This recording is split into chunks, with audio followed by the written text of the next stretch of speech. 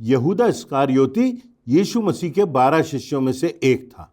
सुसमाचार में शिष्यों के नामों की सूची में हमेशा अंत में इसका नाम आया है और साथ में यह भी जिक्र किया गया है कि उसने यीशु को पकड़वा दिया था।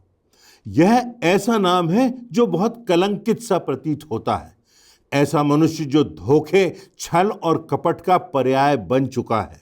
यहूदा अन्य शिष्यों के समान गलील का नहीं था।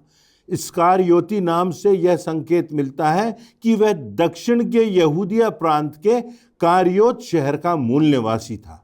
यह शहर यरूशलेम से 23 मील दक्षिण की ओर पाया जाता है। यहीं यहूदा का भी जन्म हुआ था, इसलिए उसका उपनाम इस्करियोती पड़ा। यहूदा का नाम उन दिनों उस क्षेत्र का एक प्रचलित नाम था, सामान्य सा नाम था। यहूदा के समान कोई ऐसा दूसरा व्यक्ति नहीं हुआ जो यीशु के इतने करीब रहकर भी शैतान का औजार बन जाता है। यीशु ने पहाड़ पर सारी रात प्रार्थना की और तब फिर परमेश्वर की प्रेरणा और अगुवाई में अन्य शिष्यों के साथ यहूदा इस्करियोती को भी अपना शिष्य होने के लिए स्वीकार किया। यीशु के 3.5 वर्ष की सेवकाई में यहूदा दिन रात प्रभु यीशु मसीह के साथ रहा। उसने यीशु मसीह के अधिकारपूर्ण उपदेश सुने थे, आश्चर्य कर्म देखे थे, उसका निष्कपट, निष्पाप, निर्दोष जीवन देखा था, उसकी दया और उसकी क्षमा का प्रभाव देखा था। प्रभु यीशु मसीह का मनुष्यों के प्रति प्रेम भी उसने देखा था और कितनी त्यागपूर्ण सेवा भी यीशु ने की थी, इसको भी उसने देखा था। अन्य शिष्यों के साथ वह भी प्रचार में संलग्न रहा। प्रभु यीशु मसीह ने उसे भी अन्य चेलों के समान सामर्थ और अधिकार दिया हुआ था। यहूदा को प्रभु यीशु मसीह से बड़ी सांसारिक अपेक्षाएं थी। उसने हमेशा एक सांसारिक राजा के रूप में ही प्रभु यीशु मसीह की कल्पना की थी। वह सोचता था कि यीशु के राज्य में कभी कोई भूखा, बीमार और यहां तक कि मृतक भी ना होगा, क्योंकि यहूदा ने यीशु के आश्चर्य कर्म देखे थे, उसके दिव्यता की शक्ति के प्रमाण भी देखे थे। वह सोचता था कि यही वह व्यक्ति है जो रोमी शासन के क्रूर अत्याचारों से उन्हें मुक्त कर अपना राज्य स्थापित करेगा और राजा बन जाएगा। प्रभु यीशु मसीह को लेकर अपने स्वार्थों की पूर्ति एवं सांसारिक उपलब्धियों के बड़े अरमान उसने अपने मन में संजोए रखे थे। उसने कभी भी प्रभु यीशु मसीह को एक आत्मिक राजा के रूप में स्वीकार नहीं किया था। यहूदा का हृदय सब प्रकार के लोभ और लालच से भरा हुआ था। बाहर से वह स्वयं बड़ा सज्जन और विश्वास योग्य दिखाता था, प्रकट करता था। प्रभु यीशु मसीह ने उसे उसकी योग्यता के आधार पर कोषाध्यक्ष तक नियुक्त कर दिया था, जो विश्वास और आदर की बात थी। यीशु के पैरों में मरियम द्वारा बहुमूल्य इत्र मलने की घटना के समय यहूदा इस्करियोती ने अपना मुंह खोलकर पैसों की बर्बादी के विषय में यीशु की आलोचना भी की थी। पैसों की बर्बादी के संबंध में आलोचना भी उसने बहुत कपटपूर्ण तरीके से की थी, जिससे ऐसा प्रतीत होता था मानो यहूदा को गरीबों की बड़ी चिंता है। यहूदा दोहरे व्यक्तित्व वाला व्यक्ति था। नाटकीय अंदाज में तो उसने ऐसा किया मानो कंगालों की उसे बड़ी चिंता हो, किंतु इसके पीछे उसका स्वार्थ छिपा हुआ था। प्रकट रूप में तो वह विश्वास पात्र था, किंतु वास्तव में वह चोरी करने वाला था। उसके पास रुपयों की थैली रहती थी और जो कुछ उसमें डाला जाता था उसमें से वह चुरा लिया करता था। उसके नाम का अर्थ उसके कार्य के ठीक विपरीत था। प्रकट रूप में उसने यीशु का चुंबन भी किया, जो प्रेम का प्रतीक था, परंतु यह भी उसने प्रेम प्रकट करने के लिए नहीं, किंतु छल, कपट और धोखे से यीशु को पकड़वाने के लिए किया था। अपने गुरु यीशु के निर्दोष लहू की कीमत उसने चांदी के 30 सिक्कों से आंकी थी, जो उस समय एक गुलाम की कीमत हुआ करती थी। वह हर बात को पैसों में तौलता था, हर बात को वो संसार के नजरिए से देखता था। यहूदा के संबंध में पुराने नियम में भविष्यवाणी भी की गई थी। प्रभु यीशु मसीह ने स्वयं उसके विषय में भविष्यवाणी कर दी थी। उसे मालूम था कि यहूदा इस्करियोती ही वह चेला है जो उसे पकड़वाएगा। यूहन्ना के सुसमाचार के 13वें अध्याय की 18वीं आयत में प्रभु यीशु मसीह कहते हैं कि मैं उनको जानता हूं जिन्हें मैंने चुन लिया है, परंतु यह इसलिए है कि पवित्र शास्त्र का वचन पूरा हो, जो मेरी रोटी में से खाता है उसने मेरे विरोध में लात उठाई है। प्रगट रूप में तो वह यीशु का शिष्य था, परंतु आत्मिक रूप से अपने हृदय से उसने प्रभु यीशु मसीह को अपना प्रभु और अपना स्वामी करके कभी स्वीकार नहीं किया था। यहूदा ने अपने जीवन का बहुमूल्यतम अवसर खो दिया।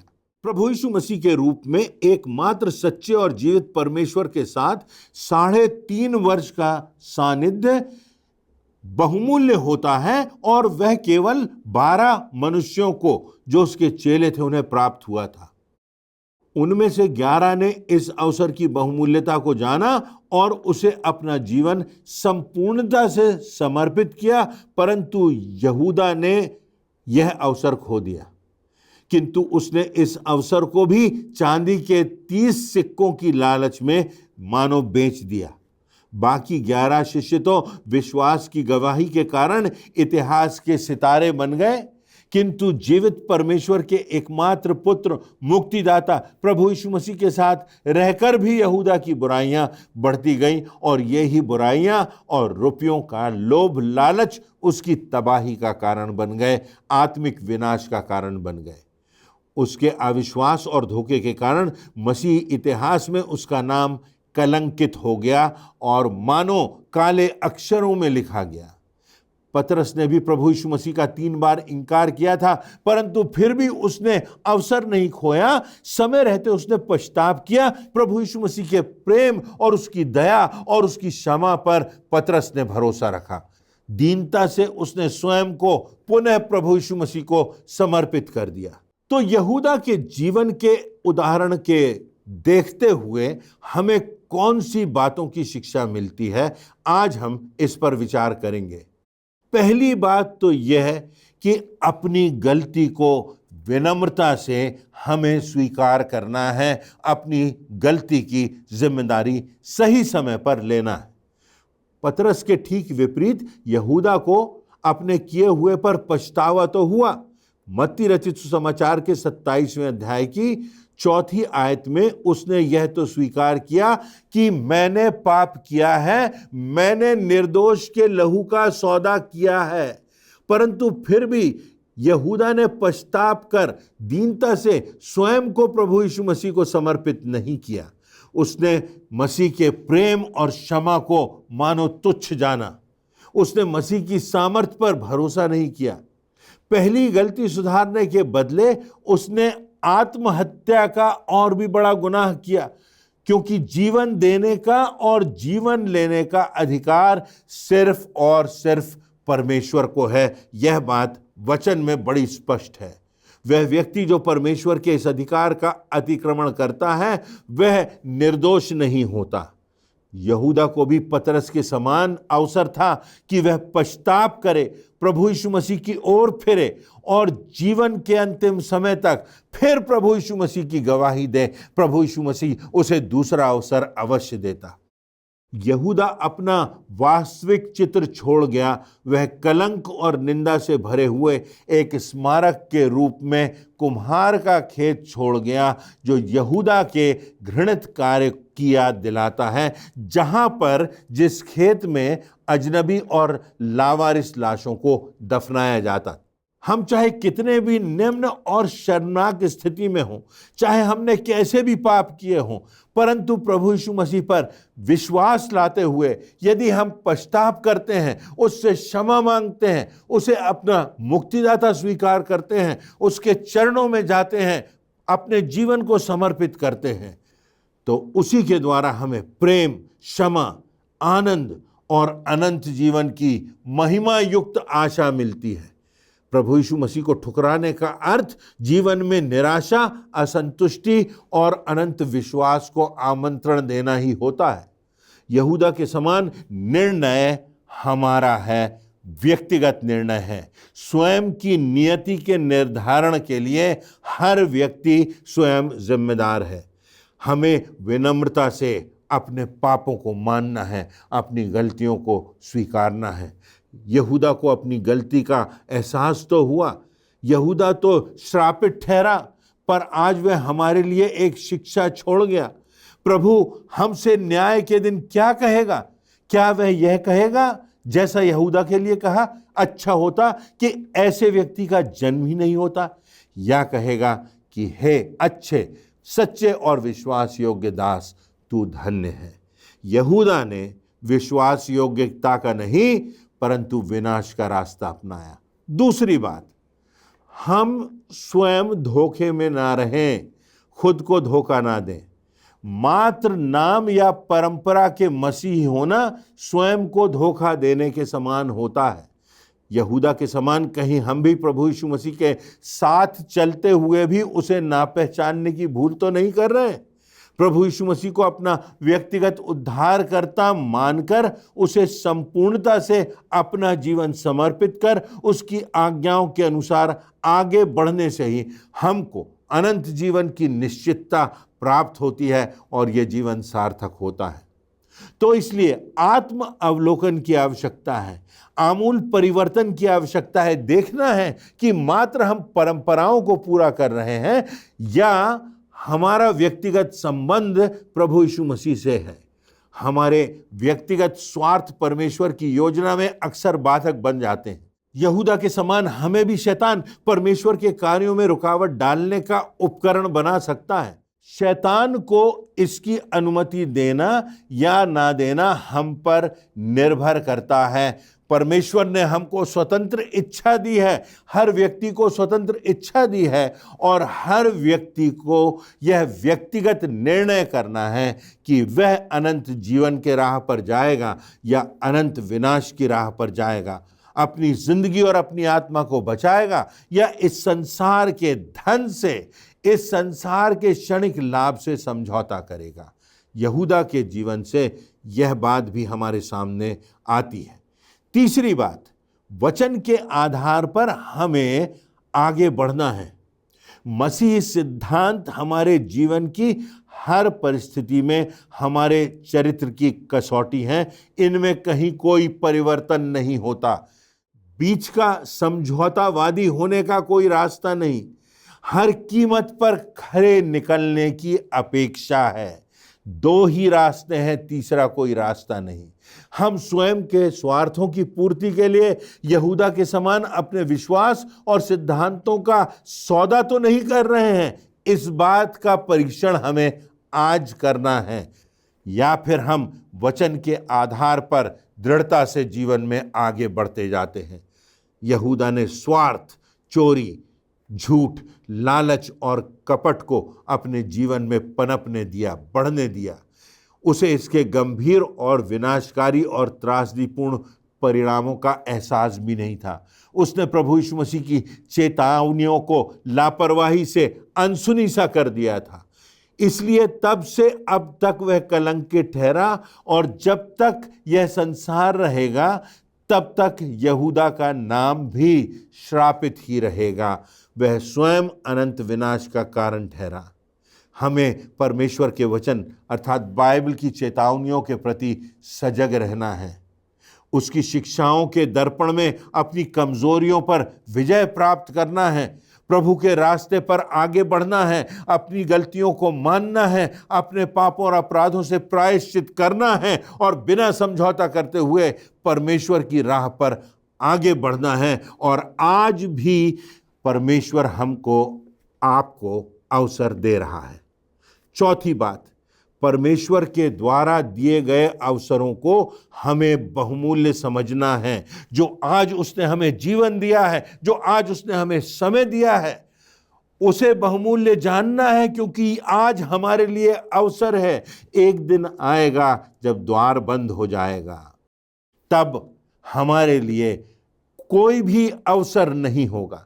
यहूदा ने बहुमूल्यतम अवसर खो दिया। मसीह के साथ रहते हुए भी वह अनंत विनाश में भटक गया। हमें भी अवसर है।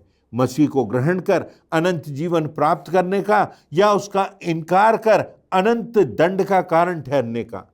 अपरिवर्तित जीवन में अधूरा समर्पण है। हम यीशु के राज्य के योग्य नहीं अगर हमारी जिंदगी में अधूरा निर्णय है, अधूरा समर्पण है, अधूरी विश्वास योग्यता है। कभी हम सांसारिक हो जाते हैं, कभी हम आत्मिक हो जाते हैं। ऐसे जीवन मसीह की गवाही नहीं बल्कि ठोकर का ही कारण ठहरते हैं। मसीह के करीब आ जाना, उसे पहचान लेना ही पर्याप्त नहीं है, उसे पहनना, उसकी आज्ञाओं को मानना ही सबसे प्रमुख बात है। उसमें नई सृष्टि बनना, नया जीवन प्राप्त करना, नए जीवन की सी चाल चलना आवश्यक है। यहूदा की मृत्यु के विषय में यदि हम देखें तो मत्ती रचित सुसमाचार के 27वें अध्याय की 3 से 10वीं आयतों में यहूदा की मृत्यु का वर्णन मिलता है कि यहूदा के अंदर जब आत्मग्लानि का ज्वालामुखी फट पड़ा तब वह स्वयं को रोक न सका। वह उन चांदी के 30 सिक्कों को लेकर मुख्य याजकों और प्राचीनों के पास गया। उसने उन्हें सिक्के वापस दिए और कहा, मैंने पाप किया है, मैंने निर्दोष के लहू का सौदा किया है। उनका षड्यंत्र तो सफल हो गया था, अब इस मोहरे की उन लोगों को भी जरूरत नहीं थी। उन्होंने यहूदा से कहा, इससे हमें क्या, तू ही जान। तब वह उन चांदी के सिक्कों को मंदिर में फेंक कर चला जाता है और जाकर आत्महत्या कर लेता है, फांसी लगा लेता है। इस प्रकार अपने जीवन और आत्मा का वह विनाश कर लेता है। तब मुख्य याजकों ने चांदी के सिक्कों को लेकर कहा, इन्हें मंदिर के कोष में रखना उचित नहीं, क्योंकि ये तो लहू का मूल्य है। और उन्होंने आपस में सलाह की और उन पैसों से परदेशियों को दफनाने के लिए कुम्हार का खेत मोल ले लिया। इसी कारण से यह खेत आज भी लहू का खेत कहलाता है। प्रभु यीशु मसीह जानता था उसके प्रेम का बदला धोखे से देगा, फिर भी उसने यहूदा को अपना शिष्य बनाया, यहूदा को अवसर दिया। प्रभु यीशु मसीह ने न केवल अपनी सेवकाई के दौरान यहूदा को प्रभु यीशु मसीह ने अपनी शिक्षाओं, प्रवचनों, चेतावनियों एवं आदर्श जीवन शैली के द्वारा परिवर्तित करना चाहा, किंतु अंतिम समय में, अंतिम ब्यारी के दौरान उसने उसे रोटी का टुकड़ा सबसे पहले देकर उस पर असीमित प्रेम भी, अपरिमित स्नेह भी प्रकट किया। इतना प्रेम भी प्रभु ने यहूदा पर प्रकट किया कि अभी भी मौका है। फिर भी यहूदा का कठोर हृदय नहीं पिघला। प्रभु यीशु मसीह यहूदा को इस कारण परिवर्तित करने में असफल रहे, क्योंकि यहूदा ने भी उसे स्वयं को परिवर्तित करने की अनुमति नहीं दी। उसने स्वयं को परिवर्तित करने का निर्णय ही नहीं किया। उसने स्वर्गीय और आत्मिक राजा के रूप में प्रभु यीशु मसीह को स्वीकार नहीं किया। आज हम यहूदा के जीवन के परिप्रेक्ष्य में स्वयं को देखें, उन बातों को अपने जीवन से दूर करने का प्रयास करें और जो कुछ हमें प्रभु से दूर ले जाता है उसे छोड़ दें। आज मैं और आप देखें तो कहीं ना कहीं यहूदा हमारी जिंदगियों में दिखाई देता है। कितनी बार हम संसार से समझौता कर लेते हैं, कितनी बार हम क्षणिक लाभ को देख लेते हैं, कितनी बार यहूदा के समान हम प्रभु यीशु मसीह से सिर्फ सांसारिक लाभ चाहते हैं कि हमें स्वर्गीय आशीषें मिले, हमको उत्तम से उत्तम वस्तुएं संसार में प्राप्त हों, हमको अच्छे से अच्छा, सरल और सफलतापूर्ण जीवन इस संसार में मिल सके। परंतु जब क्रूस उठाने की बात होती है, जब कठिनाइयों से गुजरने की बात होती है, जब विषमताओं से गुजरने की बात होती है, जब शैतान का प्रलोभन हमारे सामने आता है, तो हम परमेश्वर से समझौता कर लेते हैं। परमेश्वर के वचन हमारे लिए द्वितीयक हो जाते हैं और हमारा स्वार्थ प्रथम हो जाता है। पर जब हम ऐसा करते हैं तो वास्तव में हम स्वयं को धोखा देते हैं और अपनी आत्मा के विनाश के रास्ते पर चले जाते हैं। हमें अपनी जिंदगी में इस यहूदा को अपने हृदय से, अपनी मानसिकता से, अपने दिल से निकाल देना है और पतरस के समान प्रभु यीशु मसीह के चरणों में आना है और एक बार फिर से प्रभु से कहना है कि प्रभु, मैं तेरी सेवा करना चाहता हूँ, प्रभु तू तो जानता है कि मैं तुझसे प्रीति रखता हूँ। प्रभु तू तो जानता है कि मैं मनुष्य हूँ, मैं कमजोर हूँ, मैंने गलतियां की हैं, पर एक और अवसर तू मुझे दे। और प्रभु हमें अवसर देगा जैसा पतरस को दिया। परंतु यहूदा कट्टरता से वह अनंत मृत्यु की दिशा में चला गया।